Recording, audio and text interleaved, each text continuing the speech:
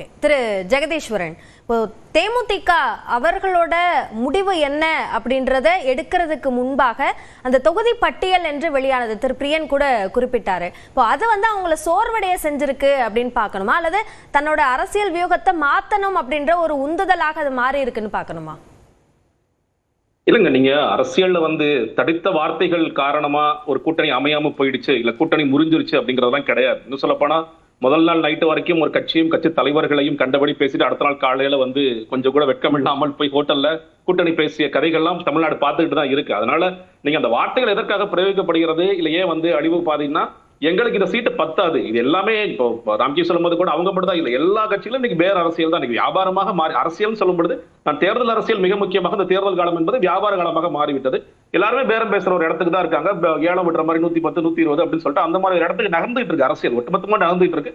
இதோட சில நேரம் மக்களுமே பங்குதாரர்களாக தான் இருக்கும். நம்ம ஓட்டுக்கு காசு வாங்கிட்டு மக்கள் போடுறதை நம்ம பார்க்கத்தான் செய்கின்றோம். அப்ப இதுல அவங்கள மட்டும் குறை சொல்வதில் அர்த்தம் கிடையாது. தடிச்ச வார்த்தைகள் பேசிட்டாங்க, அழிவு காலம் ஆரம்பித்து விட்டது, அதனால இந்திய கூட்டணிக்குள்ளேயே இன்னைக்கு தேமுதிக போக மாட்டாங்களா? இல்ல, அப்படிலாம் கிடையாது. அவங்க நீ 6 சீட்டு கொடுத்து என்ன முடக்க பாக்குறியா? நான் எதிர்பார்க்கிறது 2 டிஜிட் நான் எதிர்பார்க்கிறேன், 10 சீட்டு. ஓபிஎஸ் சொல்றாரு 3 சீட்டு கொடுத்து எங்களுக்கு முடக்க பாக்குறீங்களா? தினகரன் 6 சீட்டு கொடுத்து முடக்க பாக்குறீங்க. எல்லோரும் சொல்வது நினைக்கிறீங்கன்னா எங்களோட எதிர்பார்ப்பு என்பது ஒரு 10 சீட்டு. என்னோட பேரம் என்பது நான் 6ல இருந்து 10க்கு வரணும்னு நினைக்கிறேன். அதற்கு நான் பேசாம அமைதியாவே இருந்துட்டேன்னா நினைச்சு சரி பரவாயில்ல, நம்ம ஃபீலர்ஸ் விட்டு பார்த்தோம், 6 போதும் போல இருக்கு, அவங்களுக்கு 6 பேர் தான் இங்க ஆள் இருக்காங்க போல இருக்கு, இல்ல 3 தான் இங்க ஆள் இருக்கு போல இருக்கு அப்படின்னு ஒரு நினைச்சிட கூடாதுங்கிறதுக்காக சொல்லுகின்ற வார்த்தைகள். அதே நேரத்துல தேமுதிக எல்லா கட்சியோட முயற்சி செய்வார்கள். இன்னைக்கு உங்களுக்கு ஆப்ஷன்ஸ் இருக்கு.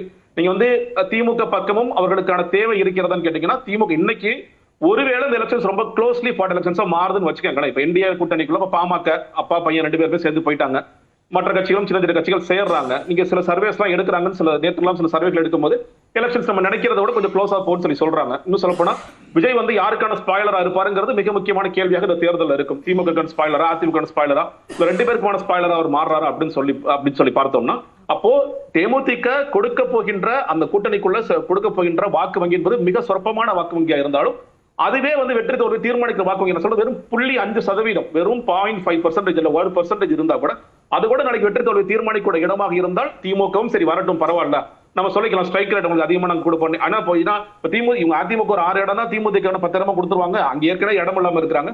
அப்ப நாங்களும் ஒரு 5 இடம் கொடுப்பாங்க, 4 இடம் கொடுப்பாங்க, ராஜ்யசபா ப்ராமிஸ் பண்றோம்னு சொல்லுவாங்களே தவிர திமுக மட்டும் அள்ளி எல்லாம் கொடுத்துட போறது கிடையாது.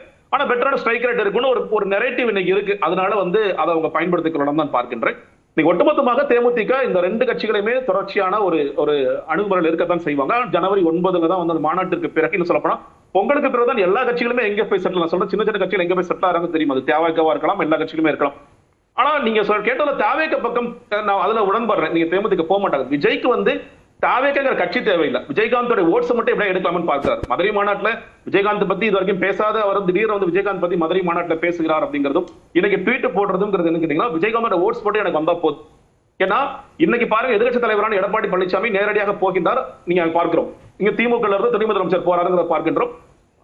இதுல இருந்து பாஜக நயினா நாகேந்திரன் போறாரு, தமிழ் சவுந்தரராஜன் போறாங்க, பொன்னார் போறாங்க, எல்லாருமே போறாங்க. இவங்க தாவேக்கிலிருந்து யார் போனாங்க? அருண்ராஜ் ஒரு ட்வீட் போட்டாரு, விஜய் ஒரு ட்வீட் போட்டாரு, அவ்வளவுதான் எனக்கு ஓட்ஸ் ஓட்ஸ் மட்டும் வந்தா போதும். அது பத்தி நான் கேள்வி கேட்கும்போது நினைக்கிறாங்களே தவிர அவர் நிகழ்வுக்கு வெளிநாட்டுக்கு போயிட்டாரு, மலேசியா போயிட்டாரு, அதனால தேவையான மரியாதையை கொடுத்துட்டாங்க அப்படின்னு தான் பிரேமலதா சொல்றாங்க. அத ஒரு மரியாதை குறைவாக அவங்க நினைக்கல அப்படின்றத புரிஞ்சுக்க முடியுது. இல்ல அவங்க இல்ல வேற என்ன சொல்ல முடியும்? அவங்க மரியாதை இப்ப இல்ல விஜய் வந்திருக்கணும் தான் சொல்ல முடியாது. இல்ல விஜய் வந்திருக்கணும்னு சொன்னா அது வேற மாதிரி அர்த்தம் கொள்ளப்படும், அது தவற போயிடும். அப்ப அவங்க என்னதான் மரியாதை கொடுக்குறாங்க அதோட விட்டுறான்னு சொல்றாங்க. ஆனா நான் சொல்றேன்னு கேட்டீங்கன்னா, தாவேக்காவுக்கு விஜயகாந்த் அவருடைய வாக்குகள் தான் தேவைப்படுகிறது தவிர இந்த கட்சி உள்ள வரணும்னு நினைச்சிருந்தாங்கன்னா, இல்ல கட்சி ஒரு கூட்டணி கட்சியாக நம்ம மாத்தணும்னு நினைச்சிருந்தாங்கன்னா, அந்த கட்சியில இன்னைக்கு மலேசியா போகாத யாராவது மிச்ச சச்சம் பேர் இருந்தாங்கன்னா அவங்க யாராவது ஒருத்தர் 2 பேர் போயிருப்பாங்க, போய் அங்கே போய் நேரடி அஞ்சலி செலுத்தி இருப்பாங்க. அதே நடக்கல அப்படிங்கிறத பார்க்கின்றோம். ஒரு தேமுதிக ஆப்ஷன் பார்க்கும் பொழுது திமுக இல்ல அதிமுக அதுல அதிகமாக இவங்க அதிமுக என்டிஏ கூட்டணிக்குள்ள தான் போறதுக்கான வாய்ப்பு இல்ல. அந்த இடத்துல தான் திரு ஜெகதீஸ்வரன் பாஜக சார்பாக திரு ஜெகதீஸ்வரன் புகழஞ்சலி செலுத்துறாங்க அப்படிங்கறதை பார்க்க முடிகிறது. திரு ஜெகதீஸ்வரன் போறார் அப்படின்னு பார்க்கும் பொழுது இல்ல திமுக பக்கம் அவர்கள் போறதாக இருந்தா திரு பிரியன் குறிப்பிட்ட மாதிரி இந்த தொகுதி பட்டியல் வெளியான போது 6 இடங்கள் அப்படின்னு சொன்னதை பார்த்து பிரேமலதா அந்த அளவுக்கு கோவப்பட்டாங்க. இப்ப திமுக கூட்டணியில அவங்க சேர்ற பட்சத்துல அந்த எண்ணிக்கையில அடிப்படையில தான் இடங்கள் ஒதுக்கப்படுவதற்கு வாய்ப்பு இருக்கு. ஏன்னா ஏற்கனவே இருக்கக்கூடிய கட்சிகள் கூடுதல் இடங்கள் வேணும் அப்படின்னு சொல்றாங்க. அப்போ அந்த ஆப்ஷன் குறைவு தான். அப்போ அதிமுக தேசிய ஜனநாயக கூட்டணி அப்படின்றதா அவங்களுக்கான ஆப்ஷன் இருக்கு. இப்போ தாவேக்கா பக்கமும் அவங்க போல அப்படின்னா தங்களுக்கான ஒரே ஆப்ஷனா அதிமுக மட்டும் தேமுதிக வச்சுக்குமா? இல்லங்க, அதான் சொல்றேன் இல்லையா, நான் முதலே சொல்லிட்டேன். நீங்க அவங்க அழிவு பாதை ஆரம்பம் சொல்றதுக்கான அர்த்தம் நான் இந்த கூட்டணியிலே அவங்க ரொம்ப தெளிவா சொல்லிருக்கலாமே. எனக்கு 6 நீங்க போட்டு காமிக்கிறீங்க, அந்த கட்சியை விட்டு நான் என்டிஏக்குள்ளே போக மாட்டேன்னு சொல்லிருக்கலாமே. சொல்லல இல்ல அவங்க. எங்களுக்கான சீட்ஸ் இது பத்தாது. அவங்க சொல்ற அர்த்தம் என்னன்னு கேட்டீங்கன்னா, அரசியல்ல இதற்கான அர்த்தம் 6 சீட்டுக்குள்ள என்ன முடக்க பாக்குறியா? நான் இந்த கூட்டணிக்குள்ள என்டிஏ கூட்டணிக்குள்ள இன்னைக்கு நீங்க எதிர்கட்சியா தான் இருக்கிறீங்க, நீ ஆளுங்கட்சி கிடையாது. அப்ப என்டிஏக்குள்ள நான் வரணும்னா எனக்கு ஒரு 10 சீட்டு கொடுங்க. இப்ப கடைசியாக நடந்த தேர்தலில் நாங்க 2.59 இருக்கு. விஜய் பிரபாகரன் கிட்டத்தட்ட ஜெயிக்கக்கூடிய நிலைமைக்கு போனாரு. விஜயகாந்த் அவர்களுக்கான அனுதாப ஓட்டுங்கிறது இருக்கு. அப்ப அதையெல்லாம் நீங்க கால்குலேட் பண்ணி எங்களுக்கான சீட்ஸ் கொடுங்க. நீங்க சென்னையிலே கூட எனக்கு விருகம்பாக்கம் போன்ற தொகுதி வேணும், சில இடங்கள்ல நான் கேட்கின்ற தொகுதி வேணும் அப்படிங்கறதெல்லாம் சொல்லாமல் சொல்லும் இடம் தான் அது. நீங்க அதற்காகவே அந்த ஒரே ஒரு காரணத்திற்காகவே நாங்கள் திமுக பக்கம் போய்விடுவோம் கிடையாது. பட் அதிமுக நம்ம இன்னும் வேற வலிமையை அதிகப்படுத்துவதற்காக திமுக பேசுற மாதிரியான சில தோற்றங்களும் இருக்கத்தான் செய்யும். அந்த நிறைய அது தொடர்ச்சியா அதற்கான முயற்சிகள் பண்ணுவாங்க. நம்ம மறுபடியும் சொல்ற திமுகக்குள்ள போனா கூட எத்தனை சீட்ஸ் கொடுத்துருவாங்க. இன்னைக்கு மக்கள் நீதி மையம் அங்க எக்ஸ்ட்ரா போய் சேர்ந்திருக்காங்க. இப்ப நீங்க மக்கள் நீதி மையத்துக்கு எத்தனை சீட்டு, ஒருவேளை சீட்டு கொடுத்தா கூட நீங்க சரி ஓகே உதயசுரன் இல்லைங்க அப்படிங்கிற கணக்கு கூட பண்ணலாம். ஆனா தேமுதிக இல்ல எங்களுக்கான சுயமான சின்னம் வேணும்னு சொன்னாங்கன்னா எத்தனை சீட்டு கொடுத்துருவாங்கன்னு ஒரு பெரிய கேள்வி இருக்குல்ல. ஏன்னா சின்ன சின்ன கட்சிகள் இருக்காங்க, ஒரு சீட்டுக்கெல்லாம் இன்னைக்கு ஆட்கள் உள்ள போயிட்டாங்க பார்க்கின்றோம். அப்ப அங்கேயுமே கூட இன்னைக்கு அதிமுக சொல்ற 6 கூட திமுக எனக்கு தெரிஞ்சு கொடுக்காது.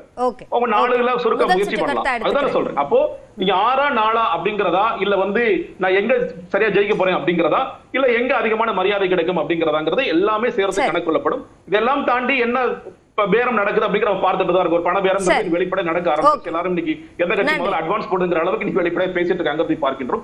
எல்லாமே சேர்ந்தான் முடிவு செய்யும்.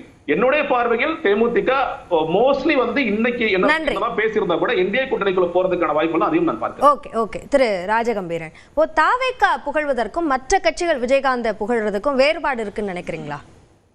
நிச்சயமா இருக்கிறது. ஏன்னா ரெண்டுமே அடிப்படையில் சினிமா கட்சி. ஒரு தனி மனித பிம்பத்தை நம்பி அரசியலை வளர்த்தவர்கள். கடந்த காலங்களில் இன்னும் சரியாக சொல்ல போனால் விஜயகாந்தினுடைய அந்த அசுர வளர்ச்சி, ஒரு எதிர்க்கட்சி தலைவர் வரைக்கும் வந்த அந்த வளர்ச்சியினுடைய போக்கை பார்த்து தான் விஜய் அரசியலுக்கே வர்றாரு. ஏன்னா விஜய் எம்ஜிஆர் காலத்திற்கான அரசியல்வாதி அல்ல. ஏன்னா எம்ஜிஆர் அவர் பார்த்துருக்கிறாரான்னு நமக்கு தெரியல. ஏன்னா அவர் அதற்கு பிந்தைய காலத்தை சேர்ந்தவர். அதனால் விஜயகாந்தை பார்த்து தான் அவரோட சேர்ந்து ஒன்றா படம் நடிச்சிருக்கிறாரு. விஜயகாந்தை கதாநாயகனாக அடையாளப்படுத்தியதில் எஸ் சந்திரசேகருக்கு ஒரு பெரிய பங்கு இருக்கிறது. அதனால் அவங்க குடும்பம் சார்ந்து, அவங்க சந்தித்த ஒரு நடிகர் சார்ந்து அவரே இவ்வளவு உயரத்துக்கு வருகிறார் என்றால் நமக்கு இன்னும் ரசிகர்கள் கூடுதலாக இருக்கிறாங்க, நம்ம ஏன் இன்னும் சில உயரங்களை அடையக்கூடாது அப்படிங்கிற ஒரு உளவியலிருந்து அவங்க வர்றாங்க.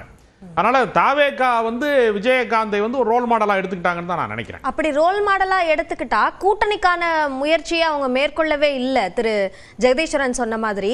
ஆனா விஜயகாந்தோட வாக்குகளை தன் பக்கம் இழுத்துக்கணும் என்ற அந்த வியூகத்தை தான் தாவேக்கா வகுக்குது அப்படின்னு சொல்றாரு. அது ஏன்? அவர் அதிமுக வாக்கையே தன் பக்கம் இருக்கணும், நம்ம தான் எம்ஜிஆர் நினைக்கிறாரு விஜய். ஆனா அதிமுகவே தன் பக்கம் வந்துடும் நினைக்கிறவர் தேமுதிக நினைக்க மாட்டாரா?